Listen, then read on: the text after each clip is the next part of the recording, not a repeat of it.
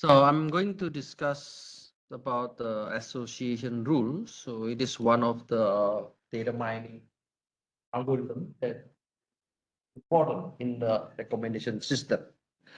So if you join the data mining class, I guess you learn about this association rule. So please let me review about this algorithm. Okay. So the idea of the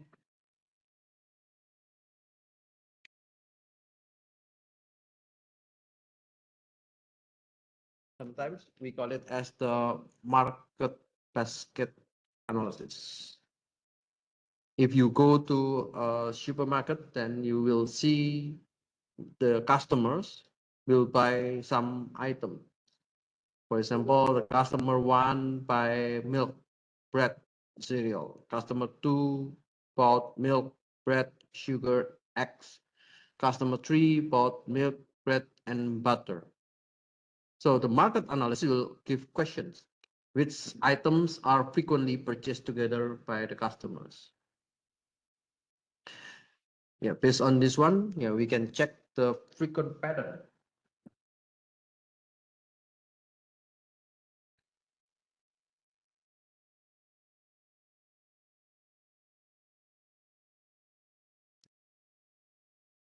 I want to know what are the next sequence or the substructures. So a set of structures that occurs frequently in the dataset. So this algorithm is very basic and it was proposed in 1993. And the algorithm name is the frequent item set and association rule mining.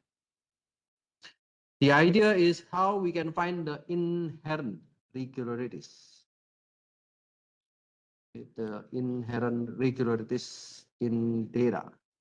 So what products were often purchased together? What are the subsequent purchase after buying a PC? So after buying a computer, what will you purchase? Maybe you will purchase the webcam, you will purchase a printer, you will purchase another good keyboard, and so on. So what kind of DNA are sensitive to this new drug? So whenever we have the new disease, there will be new drug. And some of the DNA might be sensitive. And how can we automatically classify web documents? So we can use this frequent pattern analysis. So some application could be in the basket data analysis, in the cross marketing, we can design the catalog, we can design the sales, and we can do the web log analysis or DNA sequence analysis, and etc. So the idea is how we can leverage the categorical data.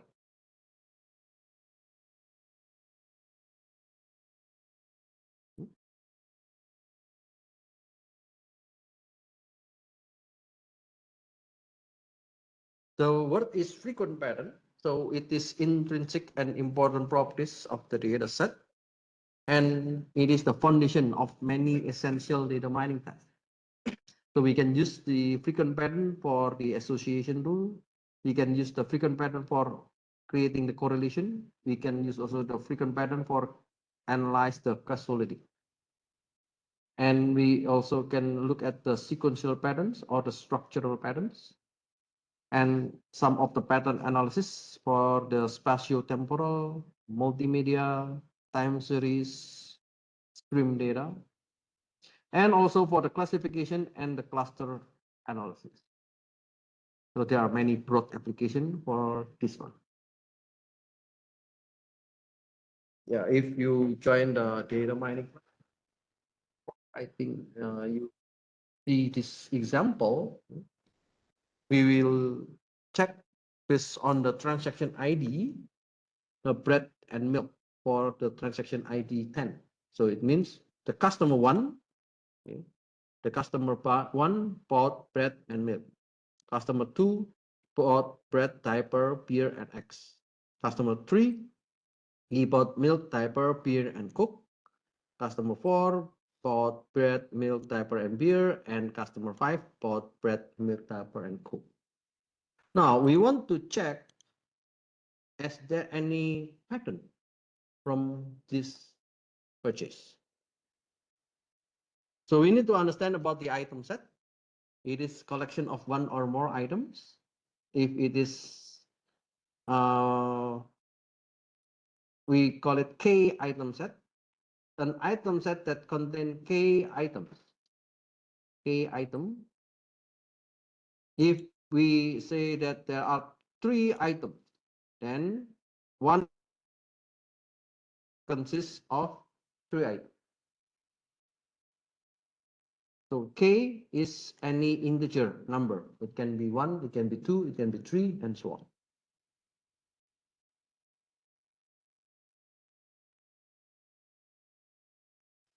So the frequent pattern has some metrics. Is one of the metric is support or support count. It means the frequency. The frequency is how many times that item appears. Let's say we want to check the support of milk, bread, and diaper. So we have the milk, bread, and diaper. Okay, there is no milk and bread diaper. Milk, bread, and diaper. Milk, bread, and diaper. So there are 2 transactions. It means the frequency is 2.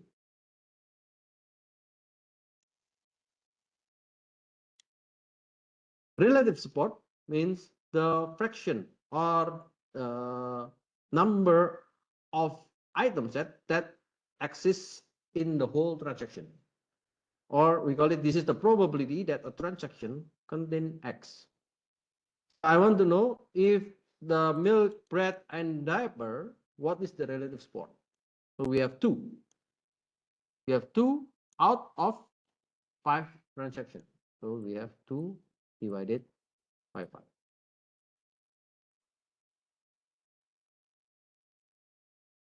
So the frequent item set means an item set whose support is greater than or equal to a minimum support threshold. So usually we will define this minimum support. If the minimum support is 0.4, then yeah, we can check. Okay, 2 over 5. 2 over 5 is 0.4. Okay, then it means this item is frequent item because it is higher than the minimum support. So we need to define this one.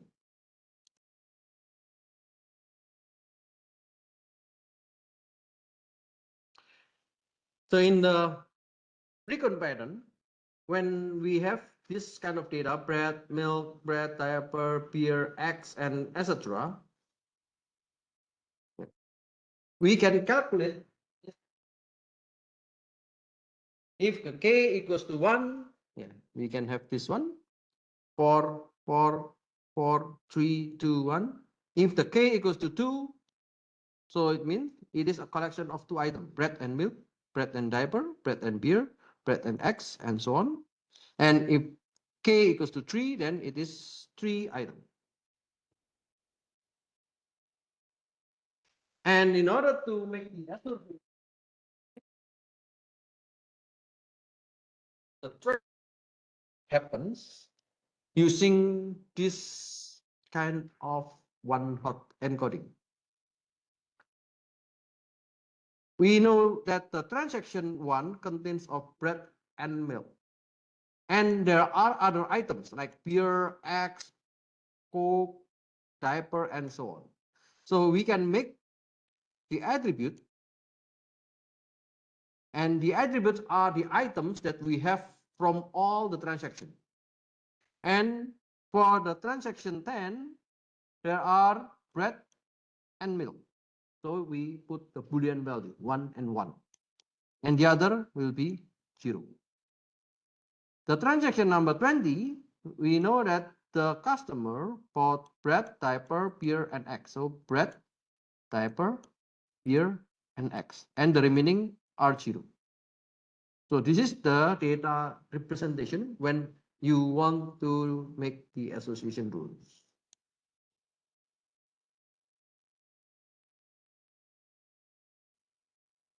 After we have this data representation, we can calculate the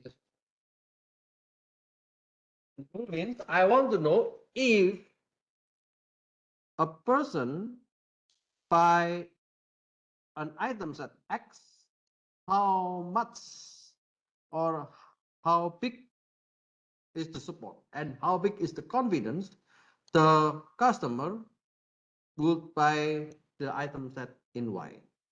So it is item set and this is item set. And we call this is the implication expression of X imply Y. And X is item set, Y is item set.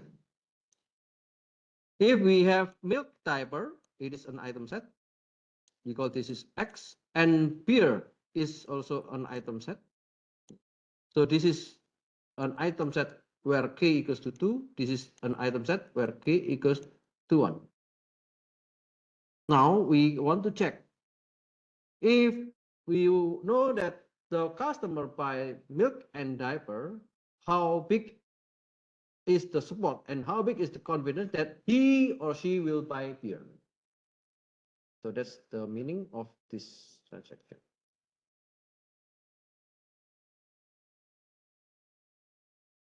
So in order to find the association rule, we will have two kinds of metrics, support and confidence. The support means you want to know the intersection of the data divided by the total transaction. So the fraction of transaction that contain both X and Y divided by the total transaction. For the confidence, it is a measure of how often the item Y appears in transaction that contain X. So X intersection with Y, and we want to know the length. So how many of X and Y divided by the number of X. So we can see directly using this Boolean matrix.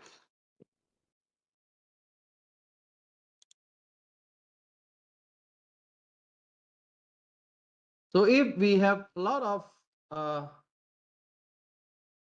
item set, let's say we have X is an item set, Y is an item set, and Z is an item set, then we can just expand the support like this one. And the confidence, we can also expand like this one. So in this case, Z will be the target, or we want, we say usually this is a response for the target, and the X and Y is the data or the attributes that will determine the set. That's why the X and Y and Z will be divided by the total transaction for the support.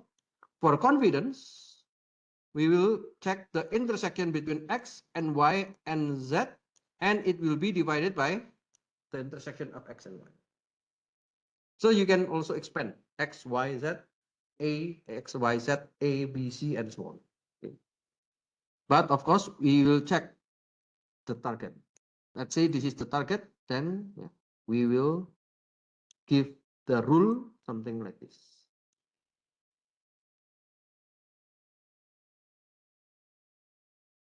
Now let's see if it is the milk, diaper, and beer. Then you want to know the support of milk, diaper, and beer. Milk, milk, diaper, and beer. So the support is 2. Okay. This is 1, 1, and 1, 1, 1, and 1. So it is to see, it is easy to see with this matrix. And the total transaction is 5. So 2 divided by 5. Then the support is 0.4 for this rule. This is supposed to be X and this is Y. For the confidence, okay, this is the X intersection Y. So milk, peer, diaper. Okay, we have two. Okay, we have two for milk, peer, and diaper. And we want to divide with the number of X. The number of X is milk and diaper. Milk and diaper.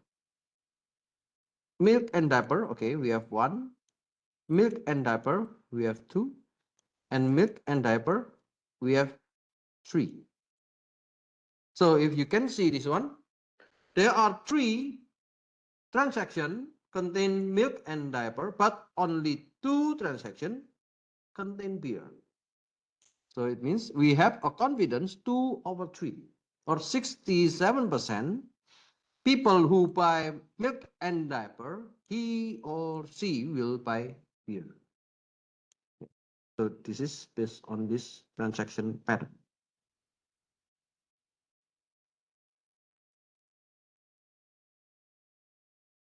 Yeah, and we will have a definition about the minimum support and the minimum confidence. Let's say if we define the minimum support is 50% and the minimum confidence is 50%, then yeah, we will check. Let's say the beer, okay, the beer we have three. So using this one is easy, 1, 2, 3. So it is more than 50%. 50% from the 5, it means 2.5. So if it is higher than 2.5, then it is frequent. Bread is 4. Okay, 1, 2, 3, 4. There are 4 in the transaction. Milk, there are 4. Okay, 1, 2, 3, 4. There are 4. Then it is also the item set that more than 50% for the minimum support. And this is the k equals to 1. What about the k equals to 2? So we can check. And what about the k equals to 3? Okay, we need to check for every of k. So k equals to 2, beer and diaper. Okay, beer and diaper. 1, 2, 3. Okay. So you can check also another pattern. For example, milk and diaper. Okay, milk and diaper. 1, 2, 3. Okay, so you can put milk and diaper and so on. And you need to calculate the support and the confidence. With the same item, but different rule, the support and confidence will be different. Okay, so this is X, this is Y. If the X is pure and the Y is diaper, then the support is 60% and the confidence is 100%. So the pure, it has pure and diaper,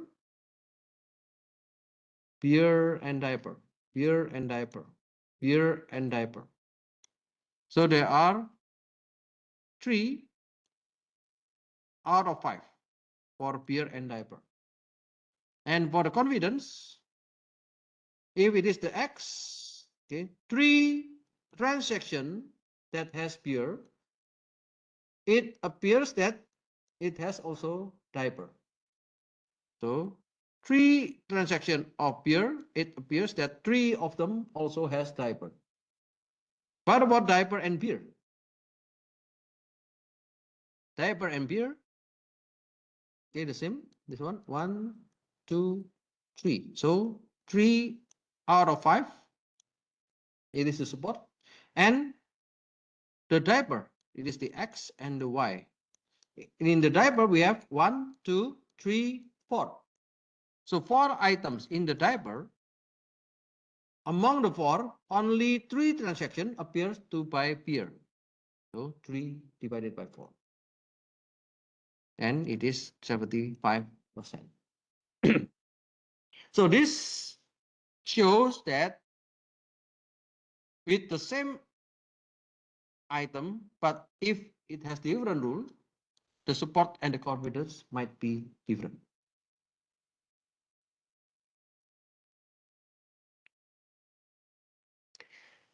So there's one algorithm, we call it the a priori algorithm. It is the candidate generation and test approach. If there is any item set which is infrequent, its supercell should not be generated or tested. One more time. If there is any item set which is infrequent, its superset should not be generated or tested. Okay. Do you know what does it mean by superset?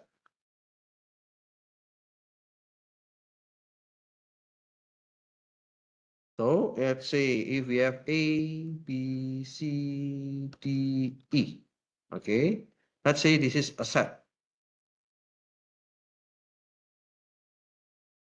So what I can have a subset.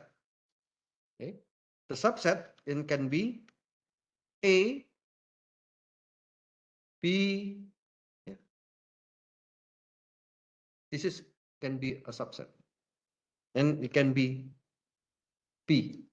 It can be C. It can be D. It can be E. Okay. And it can be A comma B. It can be A comma C, and so on. This is a subset. So this is a subset from this set. Okay. Now let's see if I have another A, B, and then I have A, C, and then I have B comma C. So this is a set. Now I want to know. So the superset will be A comma B comma C. So the superset means the collection of if we have A and B, C, then it means it is the union from each of this item. Then we have A, B, C. So the meaning of this one, if there is any item set which is infrequent, so if this one or this one or this one is infrequent. Infrequent means it is not frequent. If it is not frequent means you don't need to generate the superset. If one of this is not frequent, if one of this is not frequent, let's say B, C is not frequent, then of course A, B, and C is not frequent. So that's the meaning. So for example, the person buy milk and diaper. So the person buy milk and diaper. And I also check milk and beer. Okay, and then I can also check diaper and beer. So if milk and diaper frequent, if milk and beer frequent, but the beer and diaper not frequent, then it means milk, diaper, and beer it is not frequent.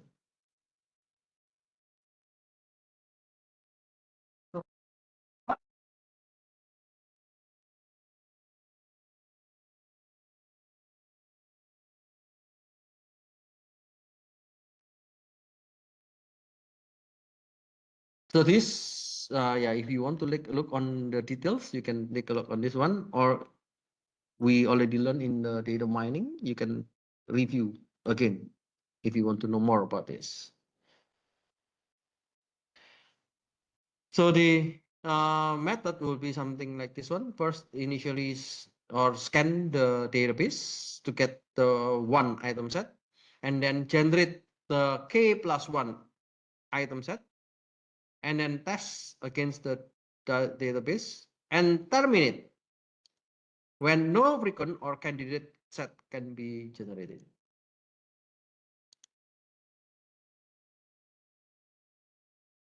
So let's see.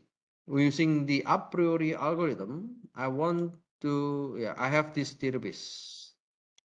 TDB means the transaction database. And then I have the transaction ID 10, 20, 30, 40, and this is the item A, C, D, B, C, E, A, B, C, E, and E, E. So I can make this Boolean matrix. In this Boolean matrix means A is 1, C is 1, D is 1, B, C, E, A, B, C, E, and then B and E. Okay. Now, usually we will have the definition. What is the minimum support and what is the minimum confidence? So the first, we need to find the frequent item set.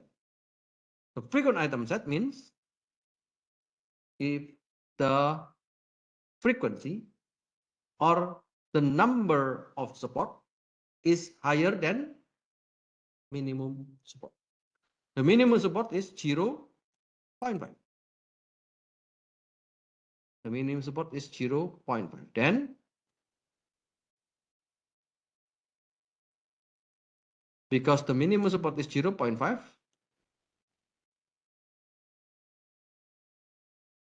the minimum support is 2. We have 4 transactions. Among the 4 transactions, there should be at least 0.5 or at least half from the 4 transactions. Then it means at least there are 2 transactions, then it is frequent. Then we will do checking. Let's say we want to check A. So okay, K equals to 1, then K is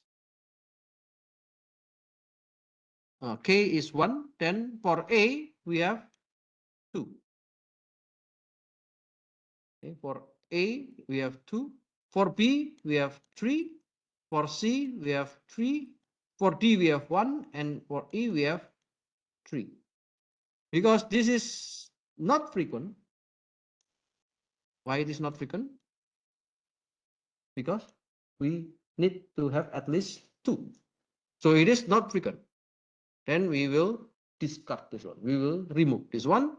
And the candidate that can be analyzed for the next step is A, B, C, and E, because they are more than the minimum support.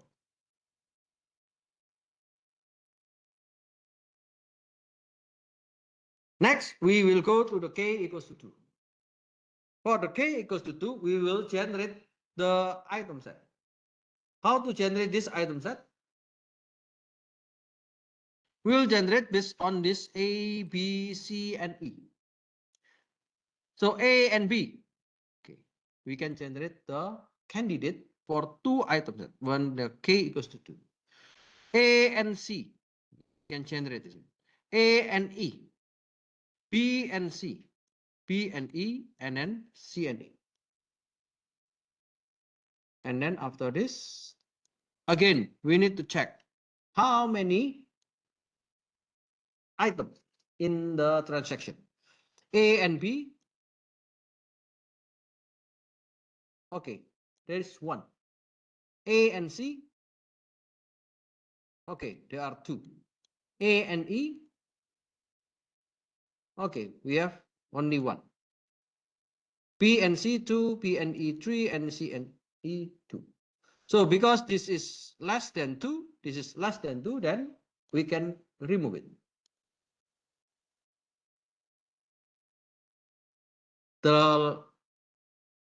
After we filter it, then we will get only AC, BC, BE, and CE. Okay. Now, next, what we can do for the next step is to find when the K equals to 3. So we will check for every K1, K2, K3, K4, and so on until we cannot find the item which more than the minimum support. So when K equals to 3, so we can generate the candidate from here. Okay. Can we generate Yeah, we have AC, we have BC, and we have PE. Then it means we can generate. This is complex. So let's say I want to generate ABC. Okay. So in the K equals to 3, I want to generate ABC. Is it possible? If I want to generate A, B, and C, so it means I need to have AC, I need to have BC, and then I need to have AB. Is it right?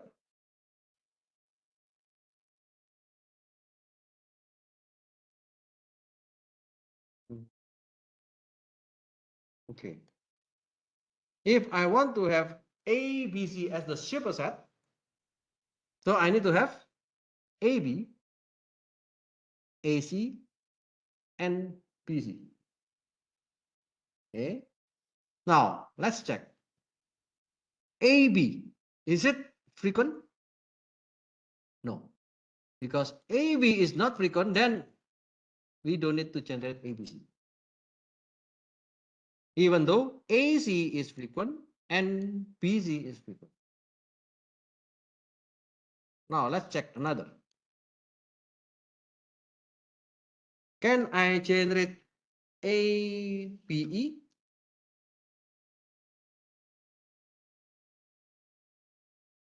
If I want to generate ABE, means I need to have AB, and then I need to have BE, and I need to have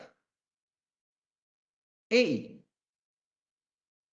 So AB, is it frequent? No. Okay. AB is not frequent. BE is frequent. AE is not frequent. Okay. Because two of them are not frequent, then we cannot generate ABE. Now let's see. We can generate BCE. In order to generate the BCE, then we need to have B comma C, and then B comma E, and then C comma E. So B comma C, okay, it is frequent. B comma E, okay, it is frequent, and C comma E, okay, it is frequent. Because three of them are frequent, then we can generate the superset. And then we can check. If we have B, C, and E,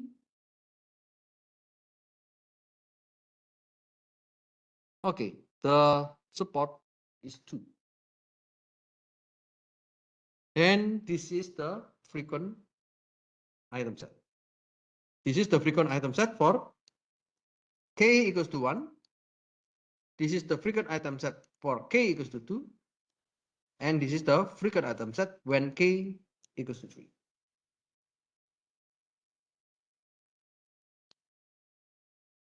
Next, we need to find the association rules. So the association rule means we need to find the confidence. So why don't we check the support? What happened to the support? Because we already finished with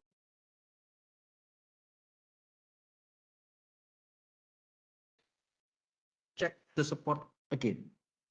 We already have, this is the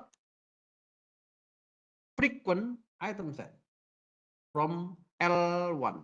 This is the frequent item set from the K equals to 2. And this is the frequent item set from the K equals to 3.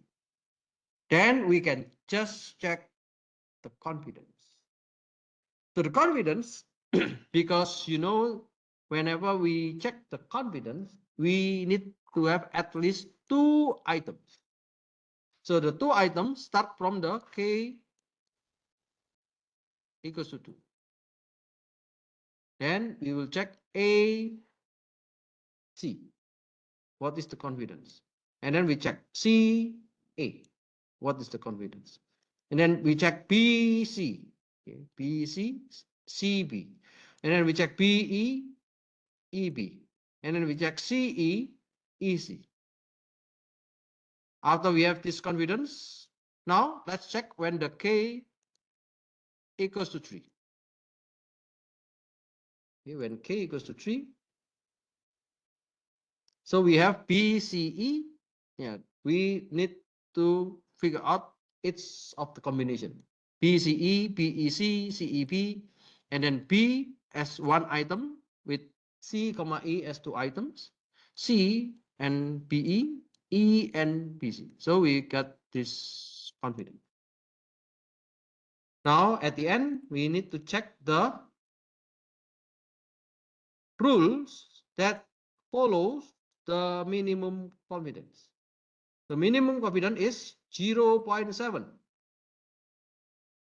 This one is higher than 0.7. Okay, so we can select this rule.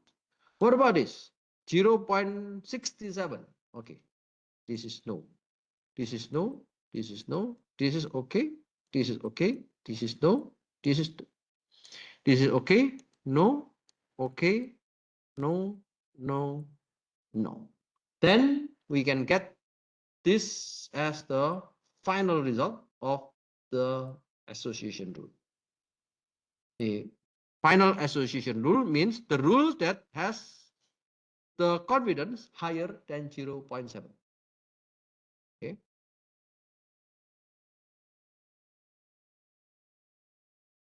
Now, how we can deal with the rate? So in the rating, we have value as numbers, numerical value. So how can we check the association? Let's say I want to know which item or which book or which product that has the association with another product.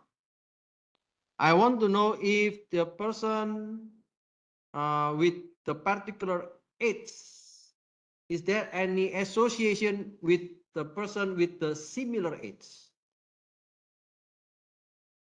Association rule, it works with categorical data. So if you deal with the continuous features or the continuous data, then there is one way. It is to transform the numerical data into the categorical features. How? Yeah, we can use the concept of binning. So in the binning, there are two concepts, equal width or equal frequency. So if equal width, it is based on the width or based on the range. Okay. If we know the minimum and we know the maximum, so how many bin that we want to have? Then we can split. This is the data in the bin 1, this is the data in the bin 2, and this is the data in the bin 3. So this is the width. Or if it is equal frequency, we have the data, let's say the minimum. We have the data which is the maximum. And then check the frequency distribution for the data. If the data has more frequent in this lower distribution, then this might be in the bin number 1. Then this might be in the bin number 2. This might be in the bin number 3. So it depends how you define the binning, whether it is equal width or equal frequency. Now let's say if it is a numerical data like this, we can make a split. Okay. So this split is the simple way. For example, 25, 26, 29. Okay, I will just make the median value. So I can just split this on the median value. So if it is 25, then it is less than 35, less than 35, less than 35. So the edge here is less than 35. So this is the category. And this data is the data that has value higher than 35. So this is lower and this is higher. And also the same with the rating. So we can define like the mid value. If the mid value, let's say 2.5, so we can just set 5 is higher than 2.5. 3 is higher than 2.5. 4 is higher than 2.5. 2 is less than 2.5. So the rating has only two values, high rating or low rating. So after you have low rating and high rating,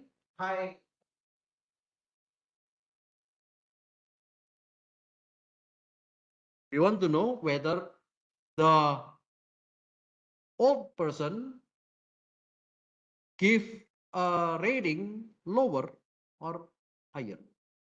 And we can see the support, we can see confidence.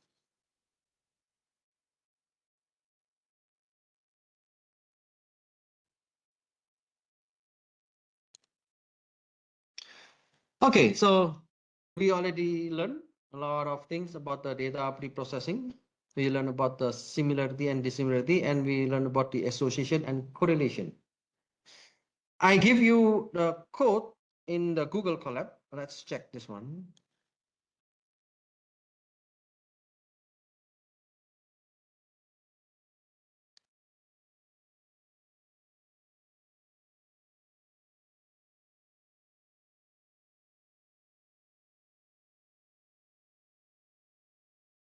Okay, let's just make it quick. Okay. We learn about similarity. Okay. So let's suppose we have this data.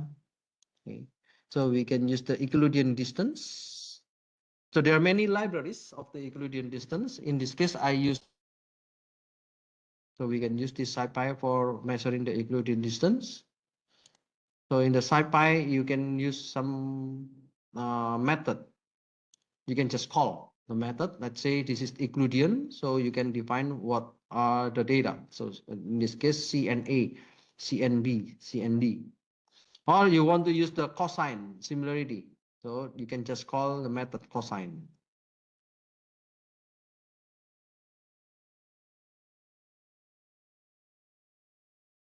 Yeah, you can try with the example from the class.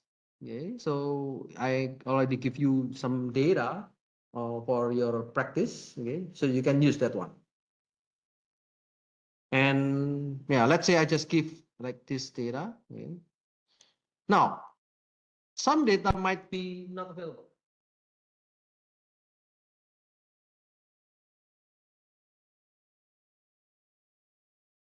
NaN. Do you know what is NaN?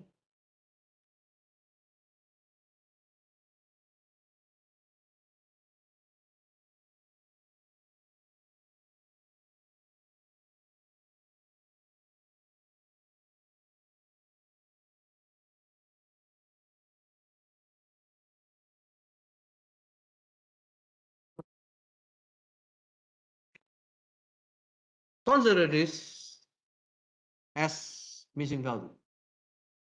And Python will know that because our data, all data are numbered.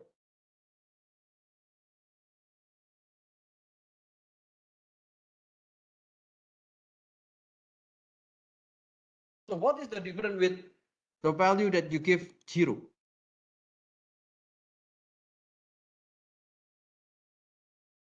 So in this case, Python will consider this as a value. The value, if you put NaN, Python know that there is no value in this item. Okay, so that's the difference. If you want to replace the NaN with 0, okay, you can do it.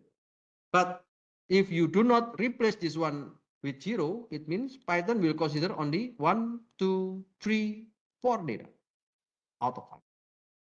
Okay. So you can use the Jakarta. And how about if we have this kind of data?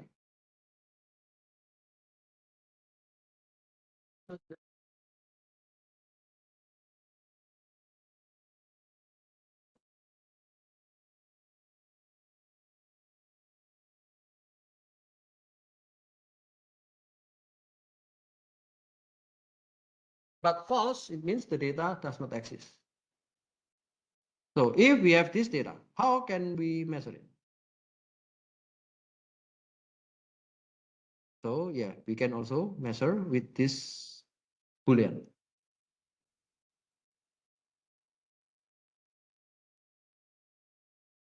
How can we deal with the categorical data? So once we have this categorical data, how can we apply this?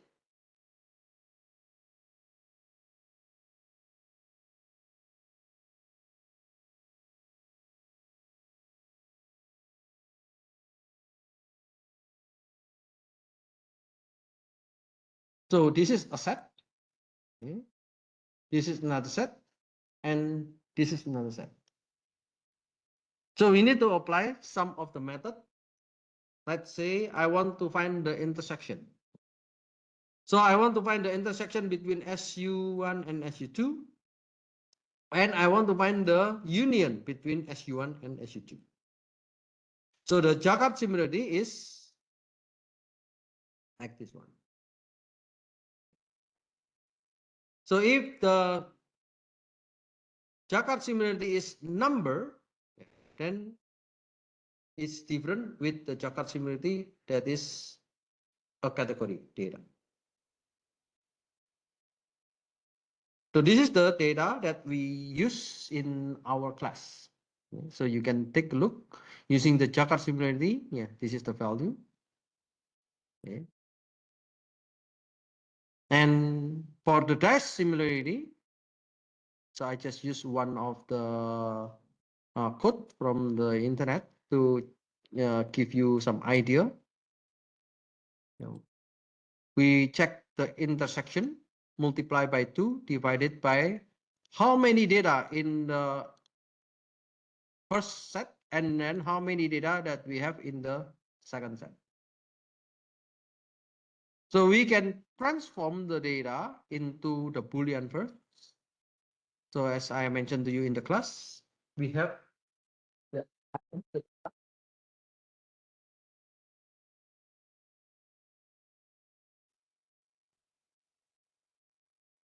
then yeah, we can measure the dice and the chakra, and also the if you use another kind of measures that requires the Boolean.